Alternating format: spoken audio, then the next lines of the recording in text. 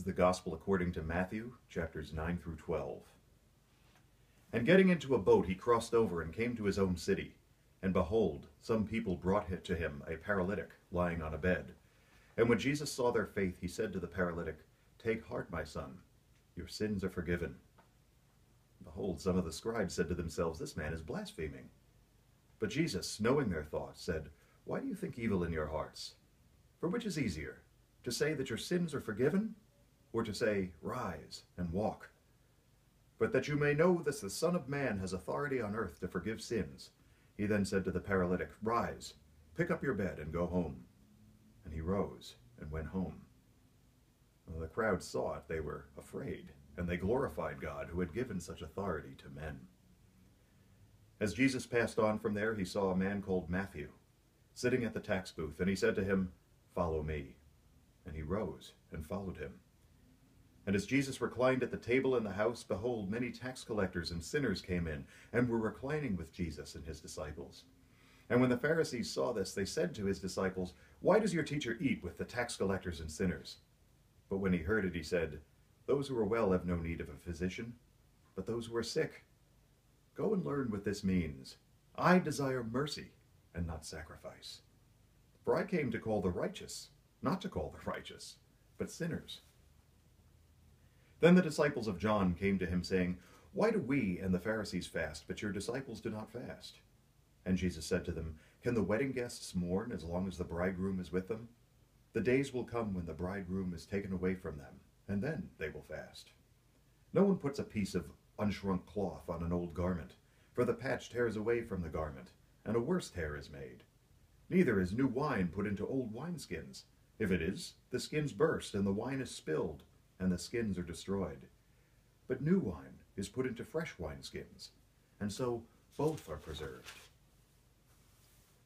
While he was saying these things to them, behold, a ruler came in and knelt before him, saying, "My daughter has just died, but come and lay your hand on her, and she will live." And Jesus rose and followed him with his disciples. And behold, a woman who had suffered from a discharge of blood for 12 years came up behind him and touched the fringe of his garment. For she said to herself, "If I only touch his garment, I will be made well." Jesus turned, and seeing her, he said, "Take heart, daughter, your faith has made you well." And instantly the woman was made well. And when Jesus came to the ruler's house and saw the flute players and the crowd making a commotion, he said, "Go away, for the girl is not dead, but sleeping." And they laughed at him. But when the crowd had been put outside, he went in and took her by the hand, and the girl arose. And the report of this went all through that district. And as Jesus passed on from there, 2 blind men followed him, crying aloud, "Have mercy on us, Son of David." When he entered the house, the blind men came to him, and Jesus said to them, "Do you believe that I am able to do this?" They said to him, "Yes, Lord." Then he touched their eyes, saying, "According to your faith let it be done to you." And their eyes were opened. And Jesus sternly warned them, "See that no one knows about it." But they went away and spread his fame through all that district. As they were going away, behold, a demon-oppressed man, who was mute, was brought to him. And when the demon had been cast out, the mute man spoke. And the crowds marveled, saying, "Never was anything like this seen in Israel." But the Pharisees said, "He casts out demons by the prince of demons." And Jesus went throughout all the cities and villages, teaching in their synagogues and proclaiming the gospel of the kingdom, and healing every disease and every affliction. When he saw the crowds, he had compassion for them, because they were harassed and helpless, like sheep without a shepherd. Then he said to his disciples, "The harvest is plentiful, but the laborers are few. Therefore pray earnestly for the Lord of the harvest, to send out laborers into his harvest." Chapter 10. And he called to them his 12 disciples, and gave them authority over unclean spirits, to cast them out, and to heal every disease and every affliction.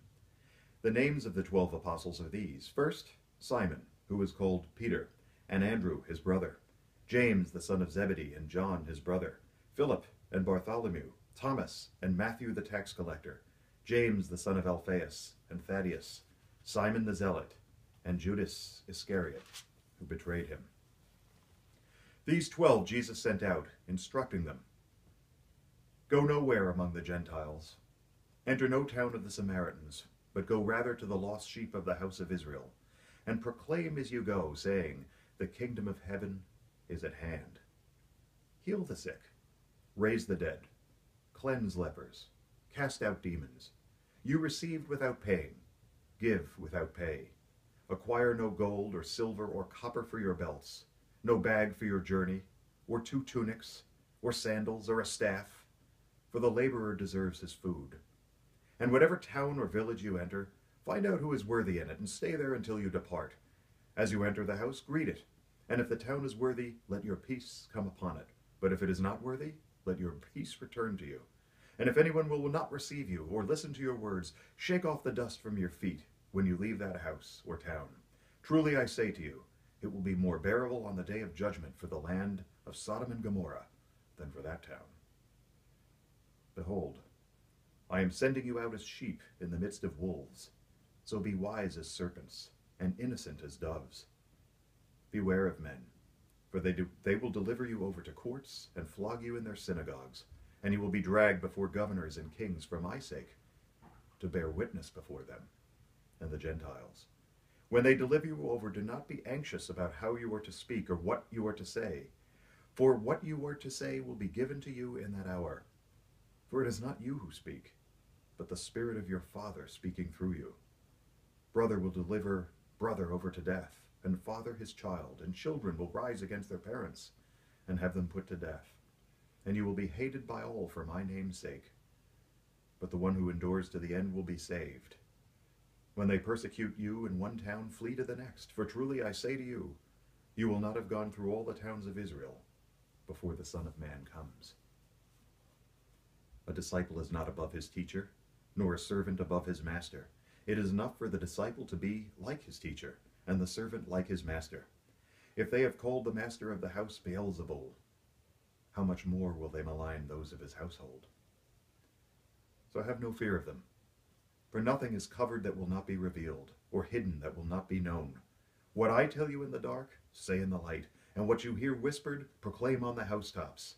And do not fear those who kill the body, but cannot kill the soul. Rather, fear him who can destroy both body and soul in hell. Are not 2 sparrows sold for a penny?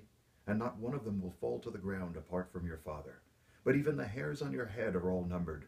Fear not, therefore, for you are more valuable than many sparrows. So everyone who acknowledges me before men, I will also acknowledge before my Father who is in heaven. But whoever denies me before men, I also will deny before my Father who is in heaven. Do not think I have come to bring peace to the earth. I have not come to bring peace, but a sword. I have come to set man against his father, a daughter against her mother, a daughter-in-law against her mother-in-law. And a person's enemies will be those within his own household. Whoever loves father or mother more than me is not worthy of me, and whoever loves son or daughter more than me is not worthy of me, and whoever does not take his cross and follow me is not worthy of me. Whoever finds his life will lose it, and whoever loses his life for my sake will find it.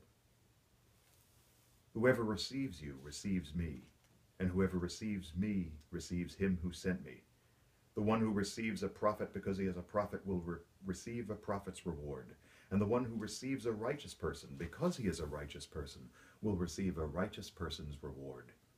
And whoever gives one of these little ones even a cup of cold water because he is a disciple, truly I say to you, he will by no means lose his reward.